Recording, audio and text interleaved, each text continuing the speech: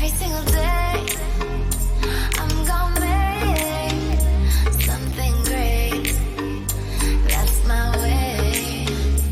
Every single ازيكم عاملين ايه؟ يا رب تكونوا بخير. حلقة النهاردة زي ما انتم شايفين كده هي حلقة عن الصوصات، وهنعمل النهاردة مع بعض نوعين من الصوصات وكل الناس بتحبها جدا ودايما على طول بنجيبهم من ماكدونالدز، وهما البيج ماك والبيج تيستي.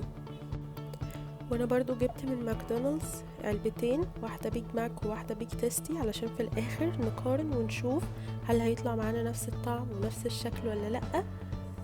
الصوصات دي كل الناس حرفيا بتحبها وبتحب تحطها مع الفراخ ومع البرجر ومع كل حاجة، والوصفة بتاعتها سهلة ومقاديرها بسيطة. بس قبل ما نبدأ، لو لسه ما اشتركتوش في القناة انزلوا اشتركوا، ولو عجبكم الفيديو ما تنسوش تعملوا لايك وشير.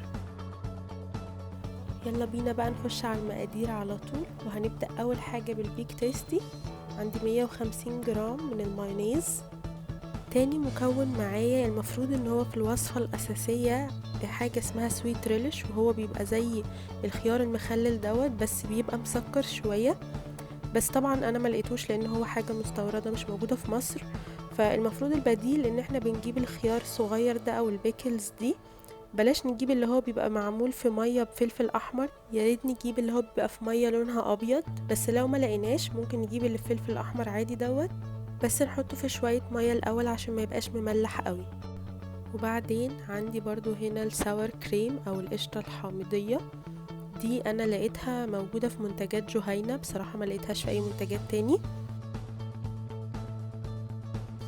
عندي هنا بقى طبق البهارات دوت، عندي فيه توم باودر وبابريكا مدخنة وبصل باودر وبهار مدخن، هو اسمه كده بهار مدخن، بيبقى شبه التوم باودر، بيتباع عند العطار.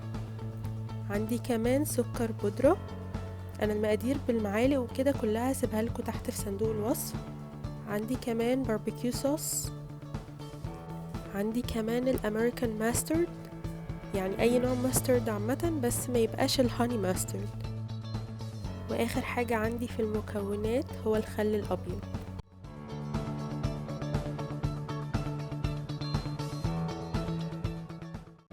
هبدا اول حاجه بان انا هقطع الخيار دوت لفتافيت صغيره جدا جدا، تبقى بالشكل ده كده، يعني ممكن حتى افرمه في فرامه الثوم او اي حاجه.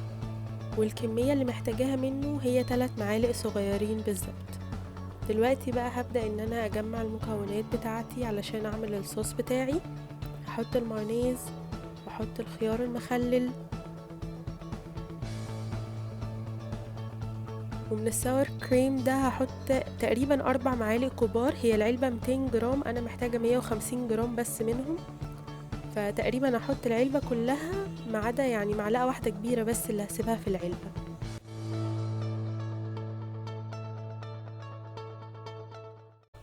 وبعدين هحط سكر البودرة، وعادي جدا وانا بشتغل ان انا الاقي الطبق اللي انا حاطه فيه المكونات مش مكفي، فافضي الحاجه في طبق تاني يعني. ودلوقتي هحط التوابل بتاعتي،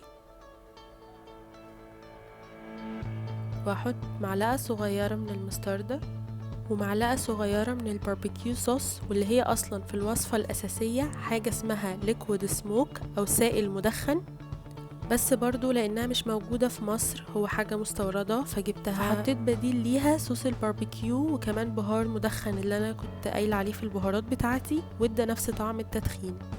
اخر بقى حاجة عندي في المكونات هي معلقة خل صغيرة، وهقلب كل الحاجات اللي عندي دي كويس جدا جدا، لازم كل حاجة تتجانس مع بعضها، ويفضل طبعا ان انا اسيبها ليلة مثلا في التلاجة، وهو ده القوام في الاخر. دلوقتي بقى هنعمل البيج ماك صوص، وهو يعتبر نفس المكونات مع اختلاف النسب ومع اختلاف حاجات بسيطة بنشيلها وبنحطها.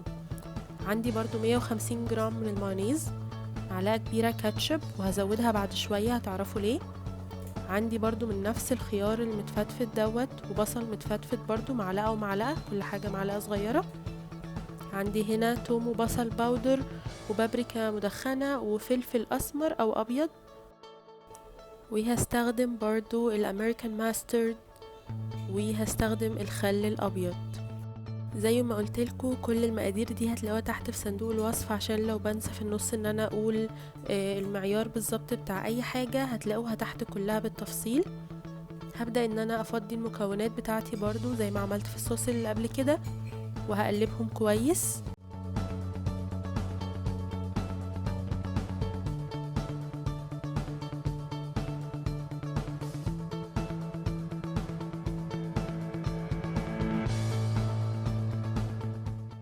بعد ما قلبت الصوص بتاعي حسيت لونه فاتح، مش نفس لون الصوص اللي جبته من ماكدونالدز، عشان كده زودت كاتشب، وهفضل ازود في الكاتشب لحد ما احس ان اللون قرب من اللون بتاع الصوص الاساسي، وهو ده المفروض يبقى قوامه في الاخر. هحطهم بقى في علب تلاجة او في برطمانات او اي حاجة تحافظ عليهم، ونقدر نحتفظ بيهم في التلاجة لمدة 5 ايام. دول هنا علب الصوصات اللي انا جبتها من ماكدونالدز عشان خاطر اقارن مع الصوصات اللي انا عملتها. هو ده الشكل النهائي. بالنسبة للبيك تيستي صوص ده شكله ولونه، الخيار باين في القوام بتاعه.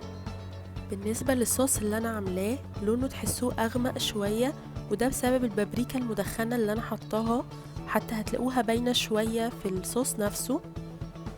اما بالنسبة للبيج ماك فالقوام بتاعه ناعم كده زي ما انتوا شايفين، بس تقيل شوية، على عكس الصوص بتاعي القوام بتاعه خفيف شوية، والبصل والخيار باينين فيه كقوام. اما بقى بالنسبة للطعم فحقيقي مفيش اي اختلاف في الطعم خالص، الاتنين طلعوا بالظبط زي اللي جبناهم من هناك. يعني حتى عملنا اكل هنا وكلنا بيه الصوص دوت، اختي كانت بتقولي كأني كلت من ماك بالظبط. فلو حابين ان الشكل والقوام يبقى واحد، ممكن بالنسبة للبيج ماك تفرموا الخيار والبصل في الكبة مع بقية المكونات، بحيث ان القوام يطلع ناعم ومفيهوش اي اثار للخيار او للبصل. اما بالنسبة للبيك تيستي فممكن تقللوا البابريكا المدخنة شوية، او ممكن اصلا تستغنوا عنها خالص. يعني انا جربت حبة من غير بابريكا مدخنة وكان طعمها حلو وبرضو ما كانتش وحشة. حابة ان انا اعرف رأيكم، عجبتكم فكرة الصوصات ولا لأ؟ ولو في اي صوصات تانية حابين تعرفوا طريقتها ياريت تسيبولي تحت في الكومنت، وان شاء الله نعملها مع بعض قريب. وطبعا اتمنى فيديو النهاردة يكون عجبكم، مستنية رأيكم تحت في الكومنتات، وما تنسوش تعملوا لايك وشير.